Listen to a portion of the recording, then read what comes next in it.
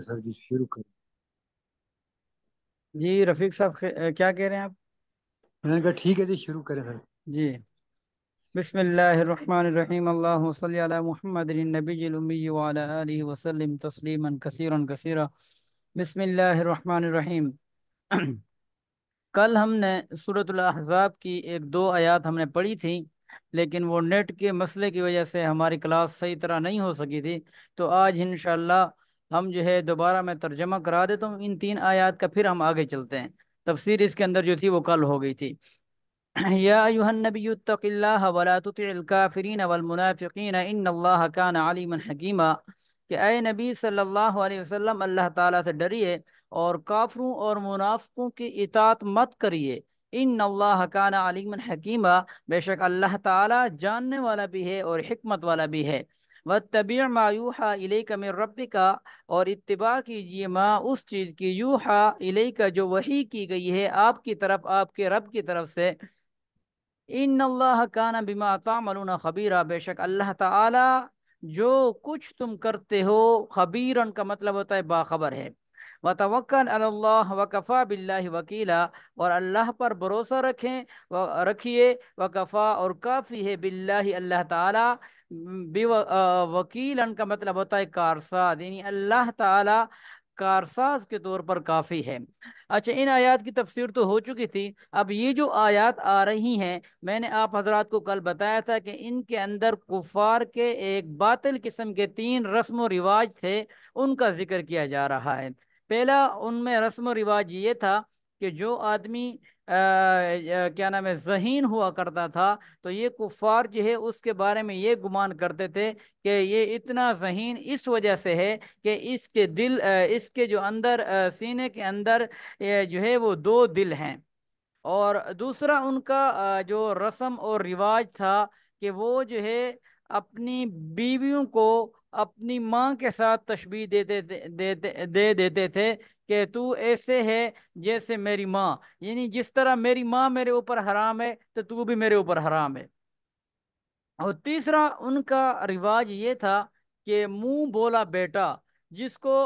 متبنہ بیٹا بھی کہا جاتا ہے، کہ مثال کے طور پر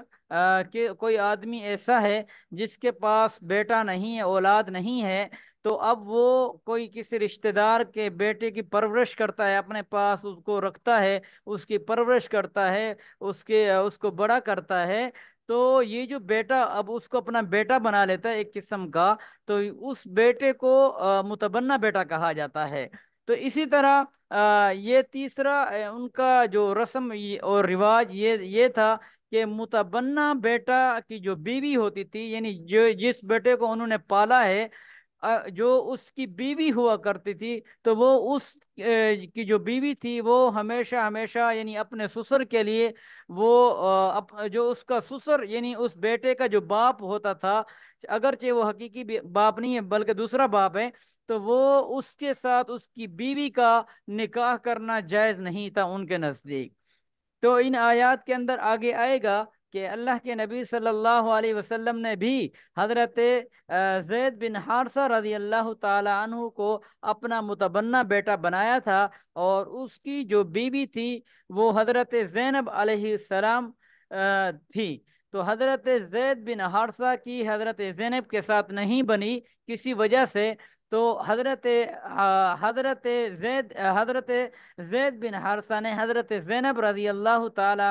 عنہا کو کیا نام ہے اس کو طلاق دے دی تھی۔ اب جیسے ہی ان کو چھوڑ دیا تو اس کے بعد اللہ تعالی نے آسمانوں کے اوپر جو ہے حضرت آپ صلی اللہ علیہ وسلم کا حضرت زینب کے ساتھ جو ہے وہ نکاح کروا دیا تھا۔ تو اب یہ جو حضرت زید رضی اللہ عنہ تھے، یہ متبنہ بیٹے تھے، تو اب یہاں پر یہ جو ان کا رسم اور جو رواج تھا، یہ اس کی نفی کی گئی ہے کہ متبنہ بیٹے کی بیوی کے ساتھ بھی نکاح کرنا جائز ہے۔ ٹھیک ہو گیا؟ تو یہاں پر ان آیات کے اندر جو ہے ان کے یہ تین جو رسم اور رواج تھے، ان کا رد کیا جا رہا ہے۔ ما جعل اللہ لرجل من قلبین فی جوفی، کہ نہیں بنائے اللہ تعالیٰ نے لرجل کسی آدمی کے لیے، من قلبین دو دل، فی جوفی اس کے سینے میں یا اس کے پیٹ میں، یعنی اس کے پیٹ کے اندر یا اس کے سینے کے اندر اللہ رب العزت نے دو دل نہیں بنائے، سب کا دل ایک ہی بنایا ہے۔ وما جعل ازواجکم اللہ تظاہرون منہن امہاتکم، اور نہیں بنایا اللہ تعالیٰ نے ازواجکم تمہاری بیویوں کو، اللہ تظاہرون منہن، کہ جن میں سے یا جن کو تم تشبیہ دیتے ہو یا جن کو تم اپنی ماں کی پیٹھ کہتے ہو، تو اللہ کا مطلب ہوتا ہے وہ، یا جن کو تظاہرون منہن، ان میں سے جن کا تم زہار کرتے ہو، امہاتکم اپنی ماؤں کے ساتھ، یعنی تم ان کو یہ کہتے ہو کہ جس طرح میری ماں میرے اوپر حرام ہے، اس طرح تو بھی میرے اوپر حرام ہے۔ تو اس کو کہا جاتا ہے زہار۔ اور زہار کا جو حکم ہے وہ یہ ہے کہ یا تو اگر کسی بندے نے یہ کہہ دیا اپنی بیوی کو، تو اب اگر وہ اپنی بیوی کے ساتھ جو ہے وہ ملنا چاہتا ہے، مجامعت کرنا چاہتا ہے، تو اس کا لیے یہ ہے کہ یا تو ایک غلام آزاد کر دے، یا پھر 60 مسکینوں کو کھانا کھلا دے، یا پھر جو ہے 60 دن یعنی 2 مہینے وہ لگاتار روزے رکھے۔ جب ان تینوں میں سے اگر وہ کوئی ایک کام کر لیتا ہے تو اس کا کیا نام ہے، اس کے بعد جو ہے وہ اپنی بیوی کے ساتھ جو ہے وہ ملاقات کر سکتا ہے، مجامعت وغیرہ کر سکتا ہے۔ اس کے بعد اگلی آیت کے اندر یہ فرمایا گیا ہے کہ وما جعل ادعیاءکم ابناءکم، اور نہیں بنایا اللہ تعالیٰ نے تمہارے منہ بولے بیٹوں کو، ابناءکم تمہارا بیٹا، یعنی اللہ تعالیٰ نے تمہارے منہ بولے بیٹے، یعنی جن کو تم نے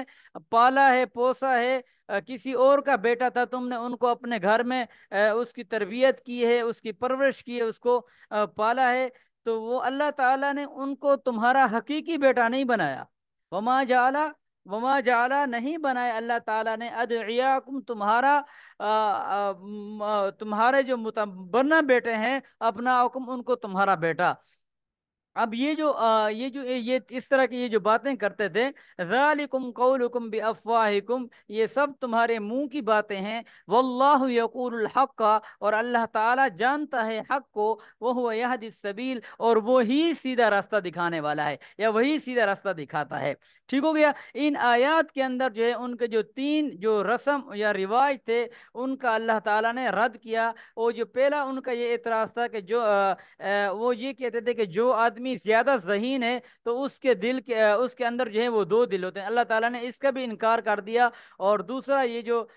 زہار کا حکم تھا کہ یہ مکمل حرام ہو جائیں گی ان کی بیویاں ان کے اوپر، تو اللہ تعالیٰ نے اس کے اندر زہار کا حکم بیان فرمایا اس آیت کے اندر کہ نہیں، اگر یہ تم تین کام کر لو، یعنی غلام آزاد کر لو، یا 60 مسکینوں کو کھانا کھلا لو، یا 60 دن لگاتار روزے رکھ لو، تو کیا نام اس کے بعد جو ہے وہ تمہارے اوپر تمہاری بیوی جو ہے وہ حلال ہو جائے گی۔ اور تیسرے یہ جو حکم آ رہا ہے یہ متبنع بیٹے کے بارے میں آ رہا ہے۔ اس کے بعد یہ ادعوہم لآبائہم هو اقسط عند اللہ، یہاں سے متبنع بیٹے کا ہی ذکر ہے کہ ادعوہم لآبائہم، تم ان کو پکارو، لآبائہم ان کے باپوں کے ناموں کے ساتھ، یعنی جو ان کے اصلی باپ ہیں،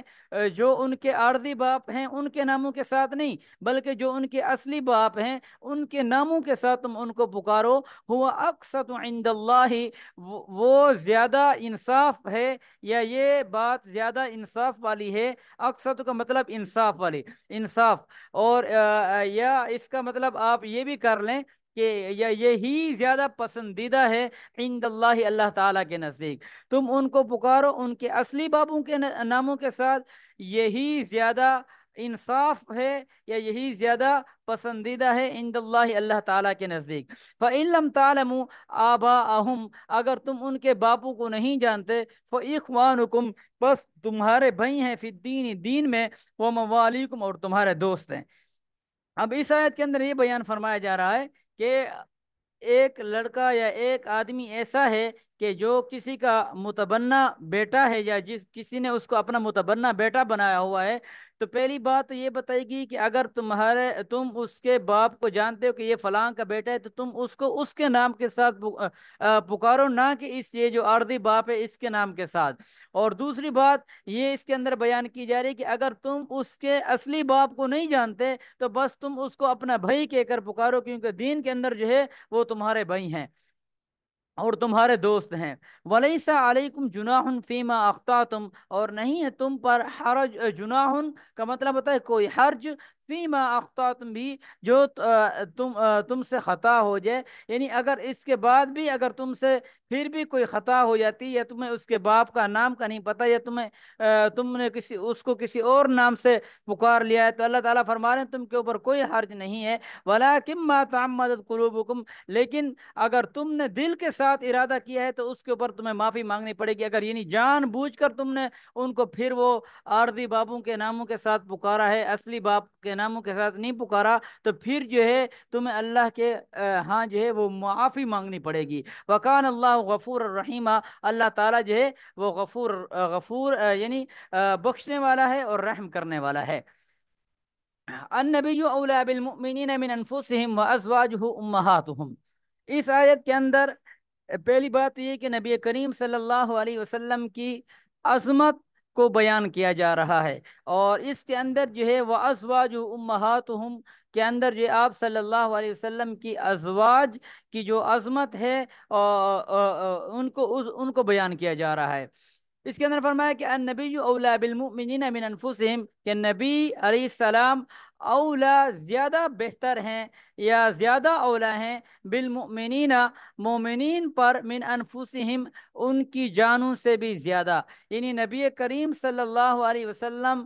جو ہیں وہ زیادہ فوقیت رکھتے ہیں مومنین پر ان کی جانوں سے بھی زیادہ، یعنی جتنی ایک مومن کو اپنی جان عزیز ہوتی ہے تو اس جان سے بھی زیادہ نبی کریم صلی اللہ علیہ وسلم جو ہے وہ اولا ہیں اور بہتر ہیں۔ کیونکہ حدیث پاک میں آتا ہے کہ اللہ کے نبی صلی اللہ علیہ وسلم نے فرمایا کہ تم میں سے کوئی بھی اس وقت تک کامل مومن نہیں ہو سکتا جب تک وہ اپنے جو ہے اولاد اور اپنے رشتہ داروں اور ان سے جو ہے مجھے کیا نام ہے فوقیت نہ دے، مجھے جو ہے وہ اولا نہ سمجھے۔ وہ ازواجہ امہاتہم، اور اس کی جو ازواج ہیں امہاتہم ان کی مائیں ہیں۔ کیا مطلب؟ حضرت آپ صلی اللہ علیہ وسلم کی جو ازواج ہیں وہ امہات یعنی امت کی مائیں ہیں، اور یہاں پر یہ مومن ان ازواج کی عظمت کو بیان کیا گیا ہے کہ آپ صلی اللہ علیہ وسلم کی جو ازواج ہیں وہ امت کی جو ہے وہ مائیں ہیں۔ وَأُولُو الْأَرْحَامِ بَعْضُهُمْ أَوْلَىٰ بِبَعْضٍ فِي کتاب اللہ، اور وہ اولو الارحام، اور اس کے بعد یہ فرمایا گیا کہ جو قرابت دار ہیں، جو رشتہ دار ہیں، قرابت والے، بعضهم ان کے بعد، اولا زیادہ بہتر ہیں، ببعض بعض پر، فی کتاب اللہ اللہ تعالیٰ کے کتاب میں، من المؤمنین والمہاجرین مومنین اور مہاجرین میں سے، الا ان تفعلوا مگر یہ کہ تم جو کرو الی اولیائکم اپنے دوستوں کے ساتھ، معروفاً کوئی نیکی۔ اب ان آیات کے اندر یہ بیان فرمایا جا رہا ہے کہ بعض رشتہ دار جو ہیں وہ بعض کے اوپر فوقیت رکھتے ہیں، وہ میراث کے اعتبار سے، جس طرح ایک بیٹا ہوتا ہے وہ پوتے سے اس کی زیادہ فوقیت ہے، یا اس طرح دینی اور شرعی معاملات کے اندر جو ہے جو قرابت والے رشتہ دار ہیں وہی زیادہ فوقیت رکھتے ہیں۔ اس کے علاوہ جو ہے یہ جو فرمایا کہ الا ان تفعلوا الی اولیائکم معروفا کے اندر یہ بیان کرے اگر کوئی تمہارا دوست ہے تو وہ جو شریعت نے جو حدود اور احکام متعین کیے ان کے اندر تمہارے قریبی رشتہ دار ہی جو ہے بعض جو ہے وہ زیادہ فوقیت رکھتے ہیں اپنے بعض پر، یعنی جس طرح میں نے آپ کو بتا دیا کہ ایک بیٹا یا بیٹی جو ہے وہ پوتے کے مقابلے میں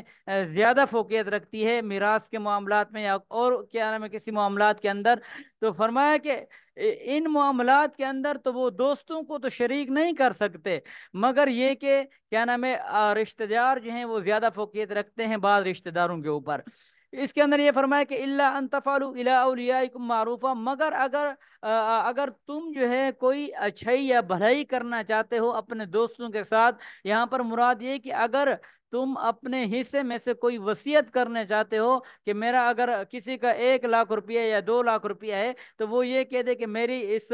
جو میری مالیت ہے اس میں سے میں وصیت کرتا ہوں کہ 10,000 جو ہے فلاں بندے کو میری طرف سے دے دیں، یا 15,000 فلاں بندے کو دے دیں، یا 20,000 فلاں بندے کو دے دیں۔ یہ فرمایا کہ معروفاً، اگر تم وصیت کے طور پر اگر ان کے ساتھ کوئی اشیاء کرنا چاہتے ہو تو وہ ایک الگ بات ہے، لیکن میراث کے اندر جو ہے تم وہ جو ہے جو حقیقی رشتہ دار ہیں ان کا زیادہ حق بنتا ہے، اس کے اندر یہ تم اپنے دوستوں کو حصہ نہیں دے سکتے۔ کان ذالک فی الکتاب مستورا، اور یہ بات جو ہے کتاب کے اندر لکھ دی گئی ہے۔ اس کے بعد یہ جو اگلی آیات ہے، یہ کیا نام ہے، اس وقت کا ذکر ہے کہ جب عالم ارواح کے اندر اللہ تعالیٰ نے تمام انبیاء کرام علیہم السلام سے وعدہ لیا تھا اور یہ کہا تھا کہ کیا نام ہے کیا نام ہے تم جو ہے وَإِذْ أَخَذْنَا مِيثَاقَ وَإِذْ أَخَذْنَا مِنَ النَّبِيِّينَ مِيثَاقَهُمْ، یہ اس واقعے کی طرف ذکر ہے کہ جس کے اندر یہ فرمایا گیا تھا کہ جب تم دنیا میں جاؤ گے تو تم نے ایک دوسرے نبی کی تصدیق کرنی ہے، یہ نہیں کہنا کہ میں تو پہلے والے نبی کو نہیں جانتا۔ اب دیکھیں ذرا اس کے پھر اس کے اوپر بات تفسیر اس کے بیان میں کرتا ہوں۔ وَإِذْ أَخَذْنَا، اور جب ہم نے لیا من النبیین نبیوں سے، میثاقہم ان کا عہد، ومن کا اور آپ سے، ومن نوح اور نوح علیہ السلام سے، و ابراہیم اور ابراہیم علیہ السلام سے، و موسیٰ اور موسیٰ علیہ السلام سے، و عیسیٰ ابن مریم اور کیا نام ہے عیسیٰ ابن مریم علیہ السلام سے عہد لیا، وَأَخَذْنَا اور ہم نے لیا منہم ان سے، میثاقا غلیظا کا مطلب ہوتا ہے پکا عہد یا گھاڑا عہد۔ تو اس کا اب یہاں پر یہ جو ہے فرمایا کہ وَإِذْ أَخَذْنَا مِنَ النَّبِيِّينَ مِيثَاقَهُمْ، یہاں پر کیا اس کا کیا مطلب ہے کہ میثاقم ان سے ان نبیوں سے جو ہے عہد لیا؟ تو بعض مفسرین نے فرمایا کہ یہاں سے مراد جو ہے کہ ایک دوسرے نبی کی، یعنی جب تم دنیا میں جاؤ گے تو ایک دوسرے نبی کی تم نے تصدیق کرنی ہے، کسی ایک نبی کے بارے میں تم نے یہ نہیں کہنا کہ ہمیں کچھ پتہ نہیں ہے۔ اور بعض مفسرین نے یہاں پر یہ فرمایا کہ یہ ان انبیاء کرام علیہم السلام سے اس لیے یہ عہد لیا گیا تھا کہ آخر میں محمد الرسول اللہ صلی اللہ علیہ وسلم تشریف لائیں گے اور آپ سب نے محمد صلی اللہ علیہ وسلم کی تصدیق کرنی ہے، یعنی کہ تم نے اپنی قوموں کو اپنی قوموں کے اندر جب تم جاؤ گے اور ان سے تم نے محمد صلی اللہ علیہ وسلم کے بارے میں تم نے ان کو بتانا ہے کہ آخر میں ایک نبی آنے والے ہیں جو برحق ہیں اور ان کا نام محمد رسول اللہ ہے۔ ٹھیک ہو گیا؟ تو یہ میثاق ہم سے مراد یہ ہے۔ اور اگلی بات یہاں پر یہ ہے کہ ومن کا ومن نوح، اب یہاں پر آپ صلی اللہ علیہ وسلم تو سب سے آخر میں آئے، آپ صلی اللہ علیہ وسلم سے نوح علیہ السلام، ابراہیم علیہ السلام، موسیٰ علیہ السلام، عیسیٰ علیہ السلام، یہ تو سارے جو انبیاء کرام علیہ السلام یہ تو پہلے آئے تھے۔ تو یہاں پر آپ صلی اللہ علیہ وسلم کے یہ جو من کا کی جو ضمیر ہے نا، یہ اس سے مراد آپ صلی اللہ علیہ وسلم ہے۔ تو یہاں پر آپ صلی اللہ علیہ وسلم کو کیوں مقدم کیا گیا؟ تو وہ اس وجہ سے مقدم کیا گیا کہ ایک حدیث کے اندر آتا ہے کہ آپ صلی اللہ علیہ وسلم نے فرمایا کہ میں کیا نام میری تخلیق جو ہے وہ سب سے پہلے کی گئی، اور لیکن جو مجھے نبوت دی گئی وہ سب سے آخر میں دی گئی۔ تو اس وجہ سے کوئی کسی کا یہ اشکال نہ رہے کہ یہاں پر آپ صلی اللہ علیہ وسلم کو مقدم کیوں کیا گیا، کیونکہ آپ صلی اللہ علیہ وسلم کی جو تخلیق تھی وہ پہلے کی گئی تھی۔ ٹھیک ہو گیا؟ اس کے بعد جو ہے اگلی آیات کے اندر یہ فرمایا گیا لِيَسْأَلَ الصَّادِقِينَ عَنْ صِدْقِهِمْ، تاکہ پوچھے اللہ تعالی سچ بولنے والوں سے ان کی سچائی کے بارے میں، وَأَعَدَّ لِلْكَافِرِينَ عَذَابًا أَلِيمًا، اور اللہ تعالیٰ نے تیار کر رکھا ہے کافروں کے لیے عذابًا علیم کا مطلب ہوتا ہے سخت عذاب یا دردناک عذاب۔ اچھا، یہ جو اگلی آیات ہیں یہاں سے غزوہ احزاب کا یا جس کو غزوہ خندق بھی کہا جاتا ہے اس کا واقعہ شروع ہو رہا ہے۔ سب سے پہلی بات آپ یہ دیکھیں کہ 20 یہودی جو ہیں وہ آپ صلی اللہ علیہ وسلم کی 20 یہودی جو ہیں وہ مکہ سے مدینہ سے مکہ کی طرف قریش مکہ کے پاس آتے ہیں، اور ان سے یہ بات محمد صلی اللہ علیہ وسلم کے خلاف جہاد کرنے پر ان کو ابھارتے ہیں، اور ان کو یہ کہتے ہیں کہ ہم بھی تمہارے ساتھ ہیں، اور تم اور ہم مل کر جو ہے محمد صلی اللہ علیہ وسلم سے جہاد کرتے ہیں۔ تو قریش مکہ کا 50 آدمیوں کا لشکر ہوتا ہے، اور یہ 20 یہودی ان کے پاس جاتے ہیں۔ تو اب جو ہے قریش مکہ جو ہے وہ ان سے سوال کرتے ہیں کہ تم اہل کتاب ہو۔ اہل کتاب کا مطلب یہ کہ تم تو تورات کو ماننے والے ہو، تم حضرت موسیٰ علیہ السلام بھی اللہ کے نبی تھے، تو تم ان کی کتاب کو ماننے والے ہو، تم یہ بتاؤ کہ محمد صلی اللہ علیہ وسلم کا دین بہتر ہے یا ہمارا دین بہتر ہے؟ تو ان یہودیوں نے آپ صلی اللہ علیہ وسلم کی مخالفت کے اندر ان بدبختوں کے ساتھ مل کر یہ کہہ دیا کہ نعوذ باللہ، یہ کہہ دیا کہ نہیں، محمد صلی اللہ علیہ وسلم کا دین جو ہے وہ برحق نہیں ہے، یہ تو ہم نے کسی کتاب میں نہیں پڑھا اور نہ ہی ہم اس کے بارے میں جانتے ہیں، بلکہ اصل دین جو ہے وہ تمہارا ہے اور تمہارا دین برحق ہے۔ اس کے بعد یہ لوگ اور جو قریش مکہ کا جو گروہ ہے، کیا نام ہے، یہ جاتے ہیں کعبہ بیت اللہ کے اندر، اور وہاں پر کعبہ کی دیواروں کے ساتھ چمٹ جاتے ہیں، اور چمٹ کر کیا نام ہے ایک پلین یا ایک منصوبہ بناتے ہیں کہ جو ایک کیا نام ہے محمد صلی اللہ علیہ وسلم کے خلاف جو ہے نئے جہاد، نئے جو ہے جنگ کا اعلان کرتے ہیں، اور وہاں پر یہ پروگرام بناتے ہیں۔ تو اس کے اندر جو ہے اب یہ جو اس کے بعد جو ہے تین گروہ تھے جو آپ صلی اللہ علیہ وسلم کے اوپر جو ہے اچانک انہوں نے چڑھائی کی تھی۔ ایک تھا اجینا، اور دوسرا تھا ابو سفیان، اور تیسرے یہ جو یہودی ہیں بنو قریظہ، ان کا لشکر جو ہے یہ آپ صلی اللہ علیہ وسلم کے اوپر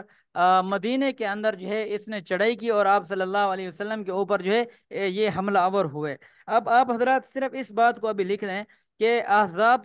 کہتے کس کو ہیں؟ احزاب جو ہے یہ حزب کی جمع ہے، حزب کی جمع ہے، اور اس کے معنی ہوتے ہیں جماعت کے یا پارٹی کے، گروہ کے، اور اسی وجہ سے اس کو غزوہ خندق بھی کہا جاتا ہے۔ غزوہ خندق اس وجہ سے کہا گیا ہے کہ جب انہوں نے چڑھائی کی تو آپ صلی اللہ علیہ وسلم کو اطلاع ہوئی، تو آپ صلی اللہ علیہ وسلم نے مشاورت کی، تو حضرت سلمان فارسی رضی اللہ تعالیٰ عنہ نے یہ رائے دی کہ خندق جو ہے وہ کھودا جائے۔ تو آپ صلی اللہ علیہ وسلم کو ان کی رائے پسند آئی، تو یہ خندق کھودا گیا، اور جس کی وجہ سے کیا نام ہے مسلمانوں کو اللہ تعالیٰ نے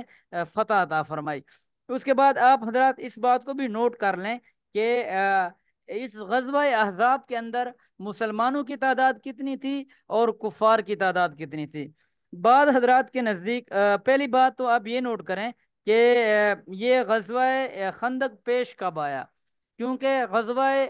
بدر جو ہے وہ 2 ہجری میں پیش آتا ہے، غزوہ احد 3 ہجری میں پیش آتا ہے، اور غزوہ احزاب یعنی غزوہ خندق، اب بعض حضرات نے کہا کہ یہ 4 ہجری میں پیش آیا ہے، اور بعض مفسرین فرماتے ہیں کہ نہیں، یہ 5 ہجری میں پیش آیا ہے۔ اور اس کے بعد اس غزوے کے اندر جو ہے مسلمانوں کی تعداد کتنی تھی اور کفار کی تعداد کتنی تھی؟ تو اس غزوے میں مسلمانوں کی جو ٹوٹل تعداد تھی وہ تھی 3,000، مسلمانوں کی ٹوٹل تعداد تھی 3,000، اور اس غزوے کے اندر جو کفار کی تعداد تھی وہ تھی تقریباً 12,000 سے لے کر 15,000 تک، تو اتنی تعداد ان کی تھی۔ تو اس کے باوجود بھی اللہ رب العزت نے آپ صلی اللہ علیہ وسلم کے ساتھ غیبی مدد فرمائی، اور غیبی مدد فرما کر فرشتوں کے ذریعے آپ صلی اللہ تعالیٰ نے فوجیں در فوجیں بھیج کر آپ صلی اللہ علیہ وسلم کی مدد فرمائی، اور آپ صلی اللہ علیہ وسلم کی مدد فرما کر اس غزوے کے اندر جو ہے اللہ تعالیٰ نے مسلمانوں کو فتح عطا فرمائی۔ بس یہاں تک پڑھتے ہیں، 2-3 منٹ رہتے ہیں تو